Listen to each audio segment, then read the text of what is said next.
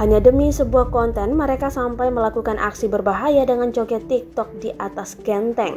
Aksi berbahaya nyeleneh dua remaja itu pun terekam melalui unggahan video di akun Instagram @fakta.tangerang, Rabu 20 Oktober 2021.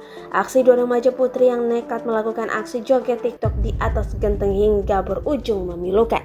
Dilansir dari tribunpekanbaru.com, dalam video berdurasi singkat itu menampilkan dua remaja yang tengah bersiap membuat konten joget TikTok di atas genteng. Kemudian salah satu remaja yang mengenakan pakaian merah muda dan berkerudung memulai aksinya joget TikTok sembari berjalan. Baru beberapa detik mengayunkan tangan dan pinggulnya, remaja itu malah terjatuh terperosok ke bawah. Diduga genteng di atap rumahnya tak kuat menahan beban dua remaja tersebut. Sementara itu, bocil lainnya yang mengenakan pakaian berwarna hijau tua hanya bisa melongo melihat temannya jatuh terperosok tersebut. Hingga kini belum diketahui pasti bagaimana kondisi sang remaja itu serta di mana lokasi pembuatan konten berbahaya itu.